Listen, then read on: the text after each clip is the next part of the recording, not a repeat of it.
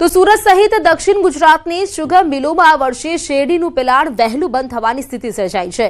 સુરત શહેરને અડીને આવેલા ગ્રામ્ય વિસ્તારોમાં શેરડીના ઉત્પાદન ઘટતા તેની સીધી અસર શુગર ઉદ્યોગ પર પડી છે।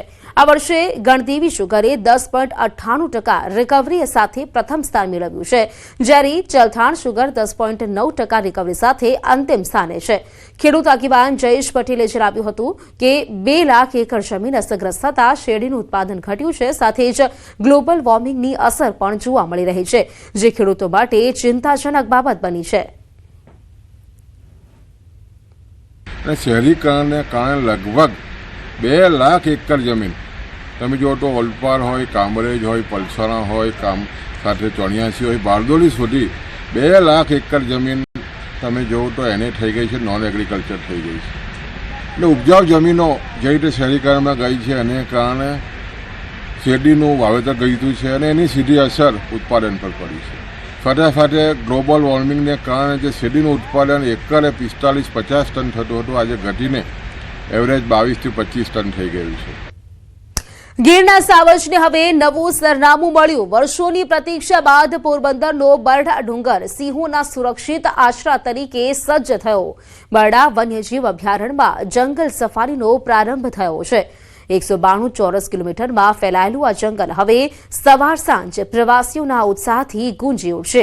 અહીંની સમૃદ્ધ જૈવ વિવિધતા અને જળચર પક્ષીઓનું આગમન પ્રકૃતિ પ્રેમીઓ માટે એક અદ્ભુત લહાવો છે।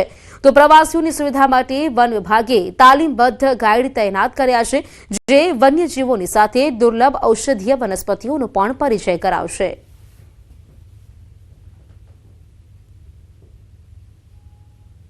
બરડા જંગલ સફારીની મોજ માણવા માટે આવેલા। ખૂબ જ સારો એક્સપિરિયન્સ રહ્યો। ખૂબ જ સારી સુવિધાઓ છે, ખૂબ જ સારા કર્મચારીઓ અને સ્ટાફ છે। બહુ જ મજા કરી। જંગલમાં ઘણા અલગ અલગ જાતના પ્રાણીઓ, પક્ષીઓ ઘણું બધું જોવા મળ્યું। એટલા અનુભવી હોય છે કે તમને દરેક પ્રાણીની ઊંડાણથી વિશેષતા આપે છે, એ સાથે સાથે હરેક વૃક્ષની પણ તમને વિશેષતા આપે છે। કયું વૃક્ષ ઔષધિમાં વપરાય છે, કઈ ઔષધિ બને છે, કઈ રીતે ઉપયોગ કરાય, એ પણ ઊંડાણથી માહિતી આપે છે। અમને બહુ જ મજા આવી અને અમે એમની પાસેથી ઘણું બધું શીખ્યા। વન્ય પ્રાણીનું સંરક્ષણ પણ બરડા અભયારણ્યમાં ખૂબ સારી રીતે પોરબંદર વન વિભાગ અને ગુજરાત સરકાર દ્વારા કરવામાં આવી રહ્યું છે, જેના પરિણામે આવનારા સમયમાં અહીં મુલાકાત લેતા ટુરિસ્ટને વધુ રોમાંચક વાઇલ્ડલાઇફનો અનુભવ થઈ શકશે। કચ્છના ગૌરવ સમાન ચારી ઢંઢને હવે આંતરરાષ્ટ્રીય સ્તરે રામસર સાઇટ તરીકેની માન્યતા મળી। નળ સરોવર, થોળ, ખીજડીયા અને વઢવાણા બાદ ગુજરાતની આ 5મી અને કચ્છની પહેલી રામસર સાઇટ બની છે। 227 ચોરસ કિલોમીટરનું વેટલેન્ડ સાઇબેરિયા અને યુરોપથી આવતા હજારો યાયાવર પક્ષીઓ તેમજ હેણોતરો અને રણલોમડી જેવા દુર્લભ વન્યજીવોનું આશ્રય સ્થાન છે। આ વૈશ્વિક દરજ્જો મળવાથી હવે અહીં પ્રકૃતિ સંરક્ષણના કામો તેજ થશે અને ઇકો ટુરિઝમને મોટો વેગ મળશે। ચારી ઢંઢ જે રિઝર્વ રામસર સાઇટ જાહેર થયો છે, તેનાથી લોકલ પબ્લિકને ખૂબ જ ફાયદો થશે અને ટુરિઝમને વેગ મળશે। મારું એ માનવું છે કે આ ગવર્મેન્ટ થોડીક પોલિસીસ જે છે એ ટુરિસ્ટ ફ્રેન્ડલી બનાવે તો આપણા જે લોકલ ટુરિઝમ છે એને વેગ મળશે। પક્ષીઓના બારેમાં મને બહુ ઘણું નોલેજ છે। તો અહીંયા જે રામસર સાઇટ થઈ છે એ અમારા માટે બહુ સારું કહેવાય છે। અમારા 8-10 ગામ છે એને માટે ટુરિઝમ વધશે, પછી એ બધું એ સારું રહેશે।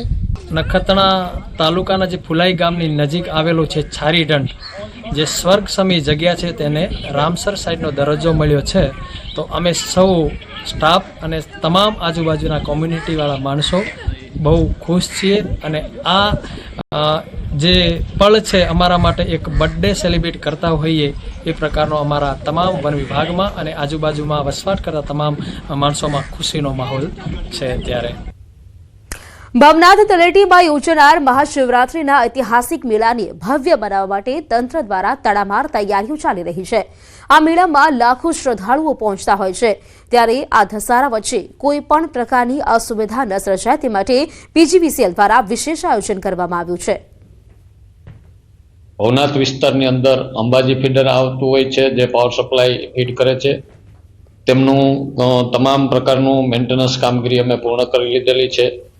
આ ઉપરાંત આ વિસ્તારમાં રોપવે, અરવિંદ, કૈલાસધામ તથા દુબળી ફીડર પણ લાગુ પડતા હોય છે, જે ઓપ્શનલ ફીડર તરીકે અમે રાખેલા છે. તેમનું પણ સમારકામ કરવામાં આવેલું છે, જેથી કરીને તમામ દિવસો દરમિયાન અવિરત વીજ પુરવઠો મળી